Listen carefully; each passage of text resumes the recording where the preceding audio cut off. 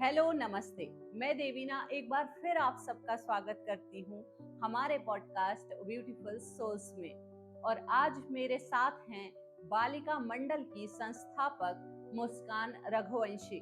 तो चलिए जानते हैं उनसे बालिका मंडल की यहाँ तक की जर्नी के बारे में और उनके लाइफ एक्सपीरियंसेस के बारे में।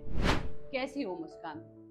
मैं ठीक हूँ। और आप कैसे हैं? मैं भी बहुत बढ़िया। तो अभी पढ़ाई में क्या चल रहा है तुम्हारा?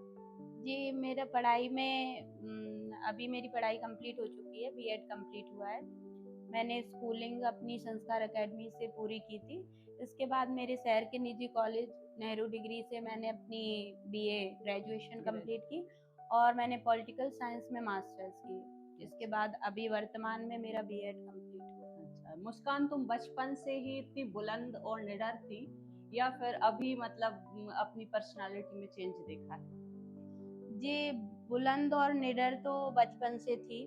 थोड़ी नेचर में बुलंदी तो बचपन से थी, परंतु मैं बचपन में थोड़ी शांत थी। बोलती नहीं थी ज़्यादा, मतलब बोलना तो आता था पर पता नहीं क्यों नहीं बोलती थी, ये नहीं पता।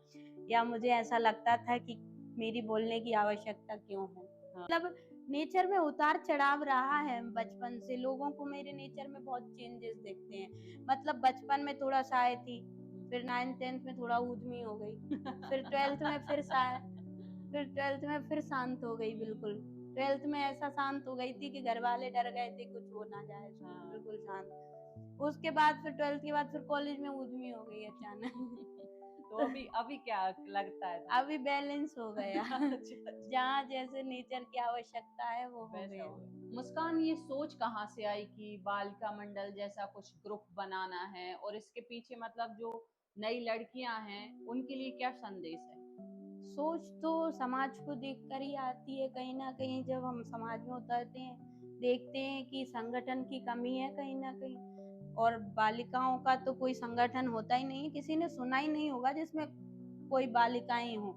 आई थिंक शायद मैं एमपी लेवल पर इस चीज को लेके नहीं गई, क्योंकि उसमें अभी समय लगेगा।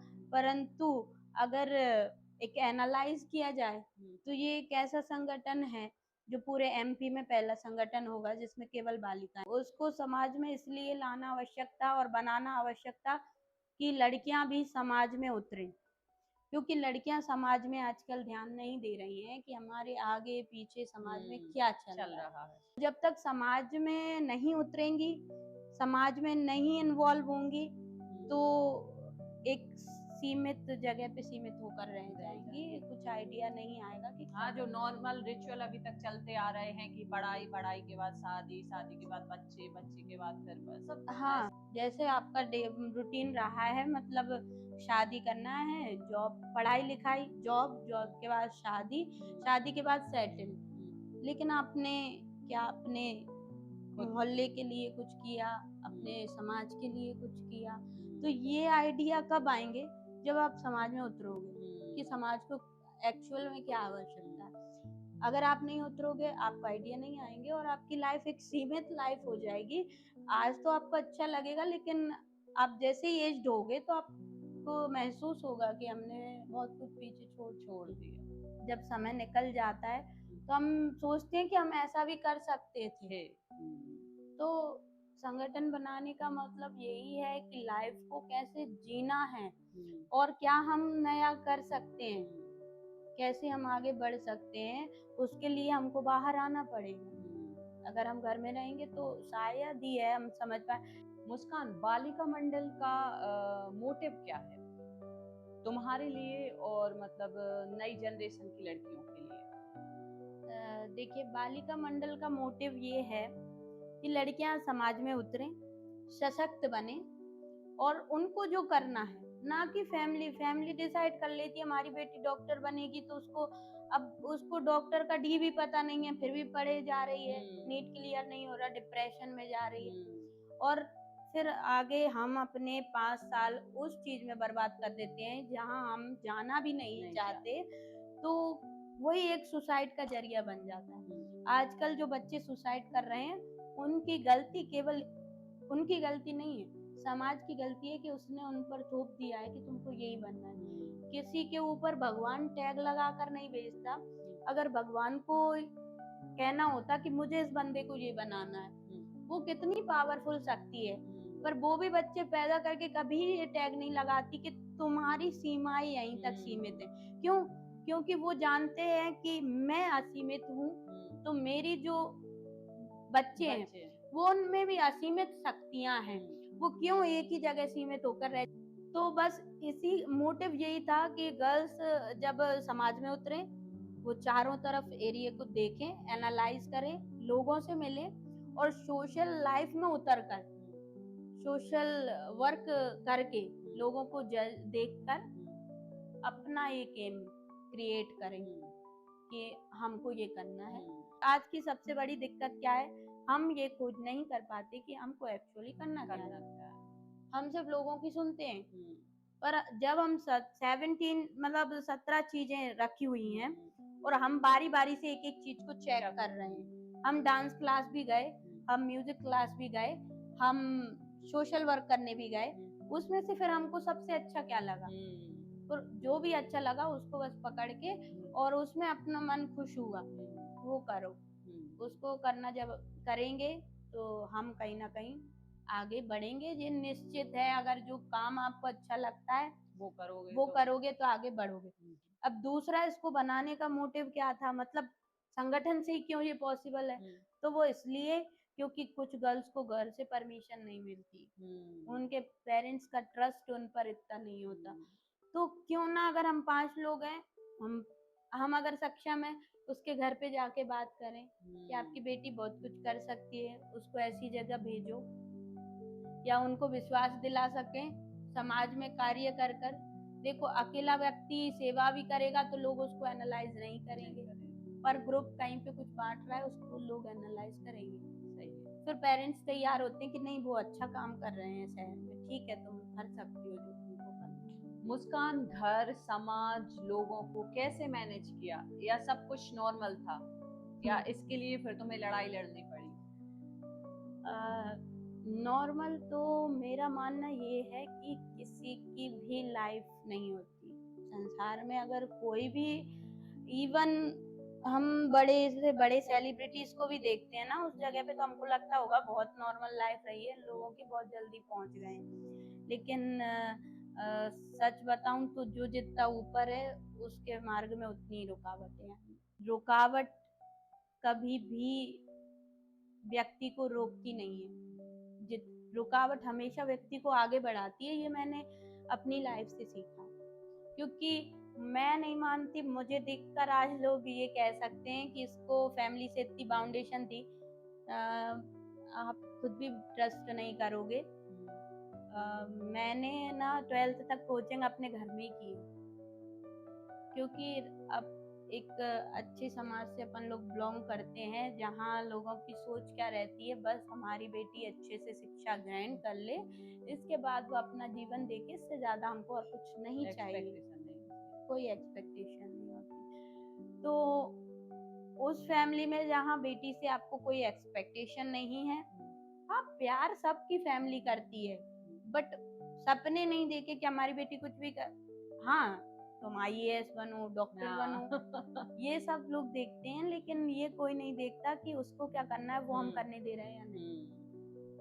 तो ऐसी फैमिली से बिलोंग करती हूँ कि कोचिंग भी 12th तक पापा ने घर पे ही पढ़ाई है, और मेरे को निजी व्हीकल तक नहीं दिलाया था कि ये जाएगी बाहर। हाँ, दूसरा सिखाया भी नहीं, चलो व्हीकल तो आ गया था, जिद करते करते ऐसा, मतलब दूसरों की गाड़ी चलाने लगी थी, तो 1-2 बार चोट लग गई, तो फिर बोला कि नहीं ये सही नहीं लगता, अब ये वो ऐसे काम कर रही है, अभी कुछ और हो जाए तो दिला देते हैं, सिखाएंगे नहीं फिर कैसे सीखेंगे। घर में व्हीकल तो आ गया 2021 में, बट सिखाया नहीं किसी ने कि इसको कैसे चला। लेकिन क्यों, डर नहीं था जीवन में, टूटेंगे, कुछ होगा, देखा जाएगा, अभी जो चल रहा है करने। तो अकेली निकल गई एक दिन चलाने। हाँ, लेकिन ऐसा लड़कियां ना निकले मैं सबके लिए ऐसी प्रेरणा नहीं दे रही हूँ इस पॉडकास्ट से कि आपको नहीं सिखा रहे हैं तो आप तो खुद निकल निकल जाओ। जाओ, बिल्कुल नहीं। तो सबका लक इतना अच्छा नहीं होता, सही। वो पता नहीं क्या ईश्वर भी साथ देता है कुछ। तो मैंने तो खुद निकल गई गाड़ी लेके, मैंने कहा चलाना ही सीखूंगी और आज चला के ही आऊंगी। ये सही है। पहली बार कोचिंग गई थी, 12th में बाहर ही लगानी पड़ी थी क्योंकि 12th के मास्टर घर पे नहीं आते पढ़ाने। तो मैं बाहर गई थी, तो कोचिंग गई, कोचिंग हालांकि पास में ही थी, फिर भी एक्टिवा ले गए, निकल गई। मैंने कहा चाहे कैसे भी पहुंच ही जाएंगे। जब वहां पहुंच गई तो बड़ा अच्छा लगा, जैसे पता नहीं कौन सी रेस जीत ली मैंने। फर्स्ट टाइम गाड़ी बस एक बार में ही आ गई वहीं से। फिर सीख गई, फिर तो धीरे धीरे सीख गई, तो लोगों का विश्वास हो गया कि वो तो अच्छा चला लेती है और जा रही है, ठीक है जाने दो। वहीं से शुरुआत होती है धीरे धीरे, लेकिन सिर्फ स्कूल लाइफ और स्टडी चल रही थी, कोई सोशल लाइफ नहीं चल रही थी। लेकिन धीरे धीरे निकलना शुरू किया, पर हम इस चीज को नॉर्मल नहीं कह सकते। आज हमको ये कहने में नॉर्मल लग रही है।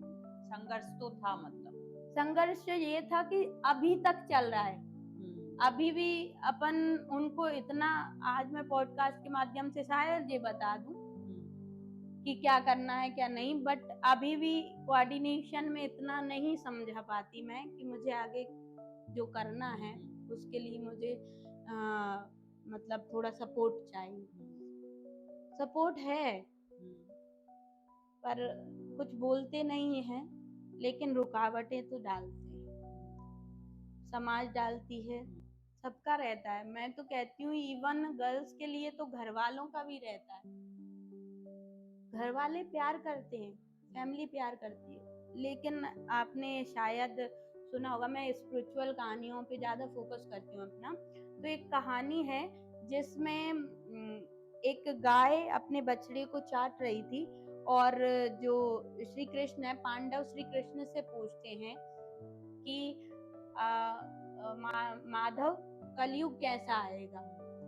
तो श्री कृष्ण बताते हैं कि जो गाय जो बछड़े को चाट रही है और उसकी मतलब स्किन भी गल गई और उसमें से खून आ रहा है, तो ऐसा आएगा कलयुग। क्योंकि इसमें आपको क्या दिख रहा है कि माँ बाप अपने बच्चों से इतना प्रेम करेंगे, इतना प्रेम करेंगे कि वे उसमें उसके भविष्य को भी आग लगा देंगे, अहित कर रहे हैं और उन्हें पता नहीं चला कि हम अहित कर रहे हैं। उसको जो करना है आपको नहीं करने दे रहे, बट आपको लग रहा है कि हम उसको प्रेम कर रहे हैं और वो इसमें खुश है, बट अब उसके अंतरात्मा इसमें खुश नहीं है।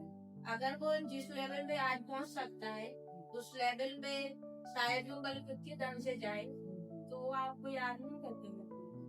तो प्रेम करिए पर सपोर्ट के साथ, तो वो सपोर्ट नहीं मिला और वो आज भी नहीं है। कि इतना है कि ट्रस्ट बिल्ड किया है, इतना ट्रस्ट बिल्ड किया है कि शहर में कोई कार्य कर रहे हैं तो मना नहीं करेंगे, और हो सकता है आगे वो और भी ट्रस्ट बिल्ड हो अगर अपन कुछ और अच्छा कर पाते हैं तो। और बाकी समाज, तो समाज रिश्तेदार सब ऑब्स्टिकल्स बन के खड़े ही रहते हैं, लेकिन हमको कैसे उन पर, मतलब वो लोग तो परेशानियां तो अपन को देखेंगे, बट एक्चुअली में वो परेशानियां नहीं, भगवान की तरफ से तो वो एक सत्ता है। मतलब थोड़ी बढ़ने की जो चाह होती है वो रुकावटों से आती है, मेरा ये मानना है। तो लड़ाई तो अभी भी चल रही है और शायद चलती रहेगी जब तक लक्ष्य नहीं। बालिका मंडल ज्वाइन करने के लिए लड़कियों को क्या मतलब आवश्यकता है, मतलब क्या अनिवार्यता है उनके लिए, या नॉर्मल ऐसे ही सब मतलब ज्वाइन करना? देखिए, किसी भी संगठन को ज्वाइन करने के लिए हमें लिमिटेशन तो बनानी आवश्यक क्यों है, क्योंकि संगठन को खड़ा करने में और उसको बनाने में बहुत समय लगता है, बहुत मेहनत लगता है।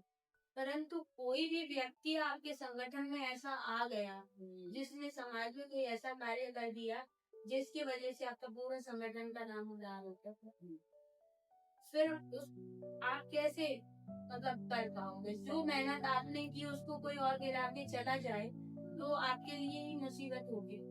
तो इसीलिए लिमिटेशन बनाना जरूरी। लिमिटेशन बस ये है कि आपका कैरेक्टर बहुत मायने रखता है, और गर्ल्स के लिए तो बहुत ज्यादा मायने रखता है। समाज की नजर से समाज की नजर से आपका थोड़ा कैरेक्टर पर्सपेक्टिव ऐसा होना चाहिए। देखिए सोशल लाइफ सबकी होती है, फ्रेंड सर्कल सबका होता है, सबके दोस्त भी होते हैं, लड़कियां भी होती हैं, लड़के भी होते हैं, कोई दिक्कत वाली बात नहीं है। बट कैरेक्टर एक अलग बेस होता है जो सब समझ सकते हैं कि मैं किस चीज की आता है। तो बस आपका कैरेक्टर सर्टिफिकेट सही होना चाहिए, और ज्वाइन करने के लिए कोई आवश्यकता नहीं है, मतलब लिमिटेशन। तो आपका कैरेक्टर थोड़ा ऐसा होना चाहिए कि हम अगर 4 लोगों में खड़े हैं तो कोई हमसे ये ना करे कि आप जिस कार्य के समाज में तो आप बहुत अच्छा कर रहे हैं, पर आपके निजी जीवन को आपने कभी देखा कि आप ऐसा कर रहे हैं, सर्कल को देखा कि सर्कल को देखा, तो वो होना चाहिए। बाकी गर्ल्स अभी तो ऑफिशियल नहीं हुआ है, जिस दिन ऑफिशियल हो जाएगा उस दिन की हुआ, और ऐसी चीजों से हम लोग सदस्यता भी ले सकते हैं। बाकी अभी तो ऐसा है कि समाज में सब लोग जानते हैं कि ये लोग बालिका मंडल के सदस्य हैं, और लगभग लड़कियां जुड़ी हुई हैं, शहर की सारी लड़कियां जुड़ी हुई हैं।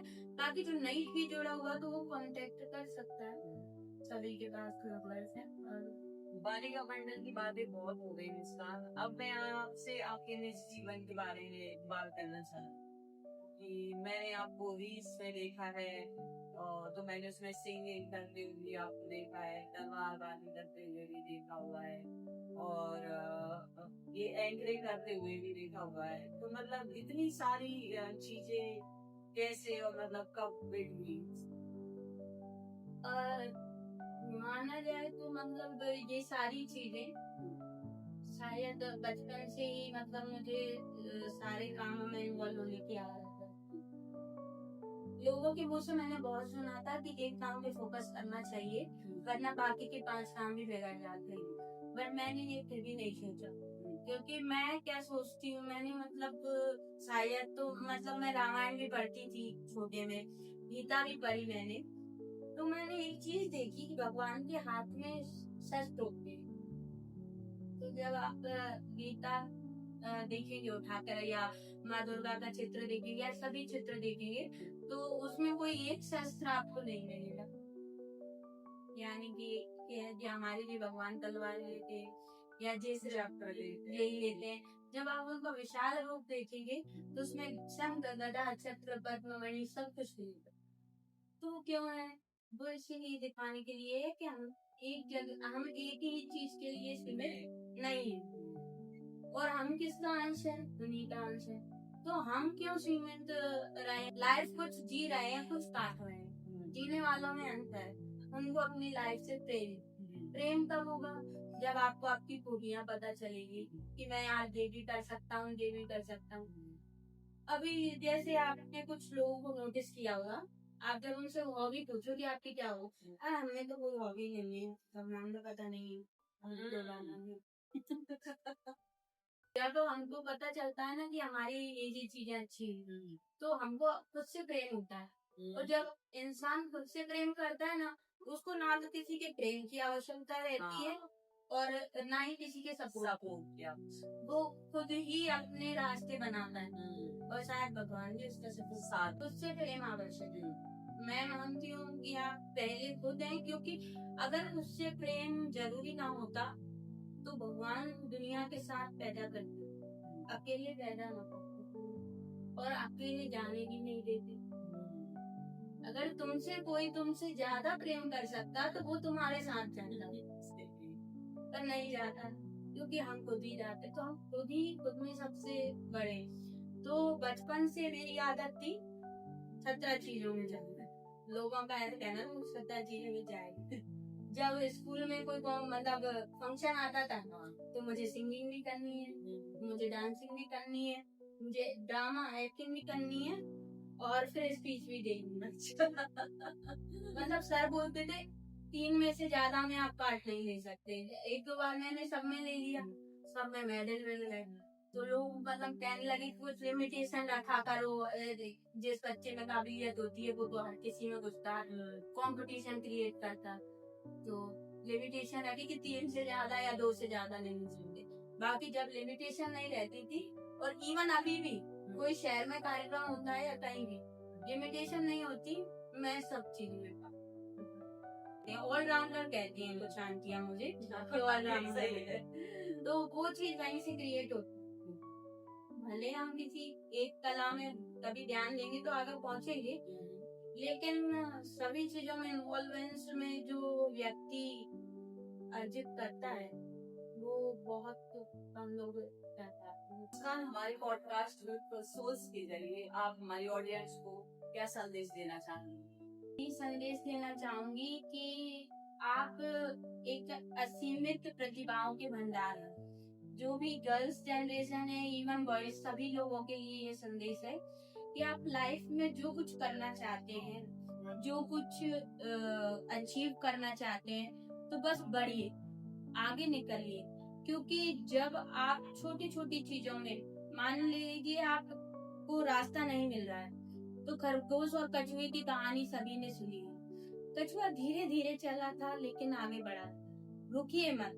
जब आप रुकेंगे नहीं और निरंतर आगे बढ़ते रहेंगे तो आप बहुत कुछ ऐसा हासिल कर पाएंगे जो आप अपनी लाइफ में चाहते हैं। दूसरा, मैं गर्ल्स के पेरेंट्स को एक संदेश देना चाहूंगी इस पॉडकास्ट के माध्यम से कि आप अपने बच्चों के पेरेंट्स तो बनिए ही, पेरेंट्स तो आप हैं ही, पर उनके दोस्त बनिए। जब आप उनके दोस्त बन के उनको एनालाइज करते हैं तो आप बहुत कुछ चीजें उनसे जान पाएंगे कि एक्चुअल में उनके मन में क्या छुपा हुआ है और वो क्या करना चाहते हैं। मैं हमेशा पेरेंट्स को एक ही सलाह दूंगी कि वे अपने बच्चों की काबिलियत को जाने और उनको क्या करना है इसके लिए प्रेरित करें, वे क्या चाहते हैं इसके लिए प्रेरित करें। जब बच्चा जो करना चाहता है वो अचीव कर लेगा तो वो आपको भी उतनी इम्पोर्टेंस देगा जितना उसे देना चाहिए।